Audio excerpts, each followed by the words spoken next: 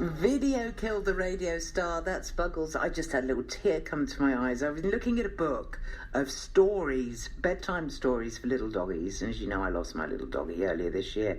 And it is the sweetest thing. We are going to hear from the author of the book, Erica Longdon, during the course of this hour.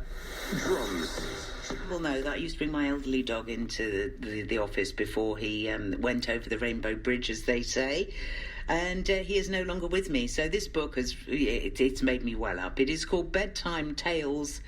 Tales as in waggy tails crossed out, and tales as in stories added in. Bedtime Tales for Dogs. It is the work of Erica Longdon, who lives in Cornwall, and is basically a bedtime story for dogs. It's beautiful, Erica. It's lovely. I adore it. Thank you. It was a joy to create. It really was a heart's desire to create this. How did the idea happen?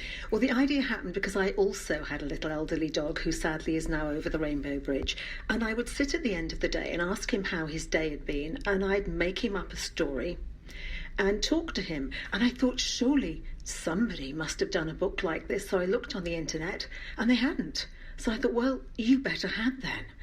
And I spoke to a friend of mine who's an animal communicator and said, how are you doing this? What do I need to do here to really make this work? And she said, you need to create a picture in what she calls your heart's mind.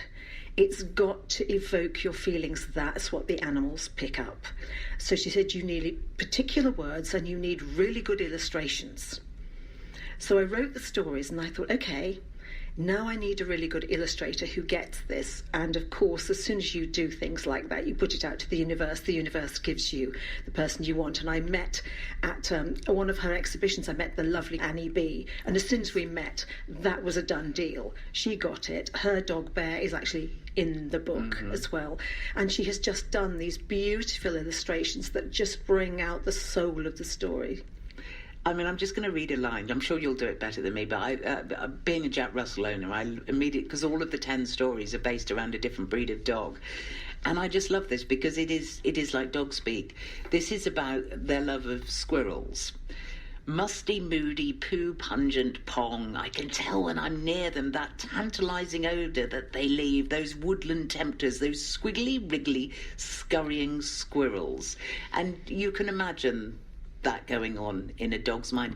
Did you have to write very different stories for very different breeds? Yes, and I didn't even know when I began which breeds they were going to do, what was going to appear. It was very organic, but I knew that each story had to be very different and it had to have the feeling of that breed. Now, my daughter, who also is the designer on this book, happens to like the one at the end. There's one for a Rottweiler. Yes. Who meets a balloon. I'm not going to spoil the story with that, but it doesn't go quite how he'd hoped, because he's the big, as he calls himself, the man of the family. And he doesn't get on terribly well with this balloon, which bursts.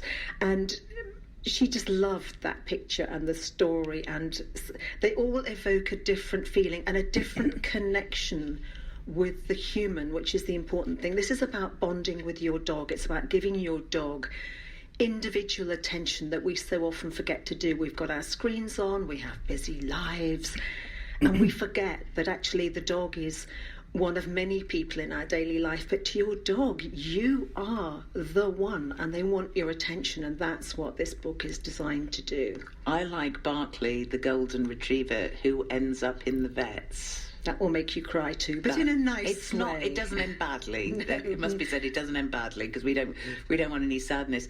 But there is a true story, isn't there, about a Cornish dog, Daisy? Oh, if that doesn't bring a tear to your eye, I'm not going to read it now, because I will blub. It's quite a long story, but it is actually a true story, and in it there's a social media presence. We were all supporting Eleanor and her dog Daisy during this journey, and just in a nutshell, Daisy was being transported to the UK as a rescue dog and ran off and got lost. And we were all praying that she would make it, and we couldn't find her. I'm not going to read you the end of the story, but we were all in bits by the end of it. Yes, suffice to say that it isn't a tragedy. That's all I'll say. That's all I'll say. I like at the beginning how you set the scene for how to deliver a bedtime story to a dog. Just give us a sense of that. Well, again, my animal communicator friend, Lizanne, I said, how do I do this? And she said, you've really got to set the scene up. You've got to turn the screens off. You've got to give your dog individual attention. So I've said things like turn off things with screens, make sure everybody is fed and warm and resting and comfortable and has a treat. And also rules for dogs as well, because they will hear you. It's, make sure you've been outside to do what you need to do. And if you need to scratch, well, do it and settle down and drop your guard. There's no need to bark at noises. Your human has made the home safe. So switch on your senses to tune into what your human is describing. How does your human feel? How does their voice sound? How is their body? Are they tense or relaxed? And actually, for a dog, very important, do they smell different? Yeah, I think, certainly dogs can read emotions. They can, and according to Lizanne, they can read it in your scent as well, which is why we now have dogs that can detect things like cancer. Epilepsy. Yes. Yeah, really interesting that. I've got a friend who's got a big old black lab called Huey, who, if you're upset, will bring you a toy or a blanket, because Huey knows. Indeed, they do. They certainly do. And all of us have come across dogs which are just cussed. You want to have a magic special moment with your dog, but no, they've got other things on their mind. What's your suggestion for that scenario? I would, if you can do this thing of going into your heart's mind, I would try just asking your dog, as you would a human, what's up? What's the matter? Because that's what an animal communicator will do. They will say, what is wrong? Why are you reacting in this way? So maybe you could just sit down at a distance if necessary and just ask your dog, what's up? How can I help? Do you think that the age of the bedtime story, I can remember bedtime stories when I was a kid, and there used to be a magical moment, and reading to my own children, but tech sometimes gets in the way now. As you can just bung something on some radio internet platform. What is it that's special about that bedtime story? It's the one-on-one, it's the bonding, it's the connection that you've turned the screen off. And one of the things about the size of this book that I didn't realise until I was talking to the illustrator, because she said, well, is it going to be a standard book, a portrait? And every instinct I had told me it must be square and colourful. And this is 24 by 24, which is a child's size book. And she said to me, that's a child's book, and yet this is aimed at adults. Children, I'm very much hoping, will also read it to their dog. I had a lovely family come and buy one off me, and the two siblings were going to read the dog a story with mum helping, which is exactly what I want. But it occurred to me that when I looked at this, I thought the reason this is going to work is it also evokes back in the adult those memories of having bedtime stories before we gave all our attention to tech. So that's what I'm hoping this book will do. Turn your screens off, sit down with the book, really tune into the stories with your dog or dogs.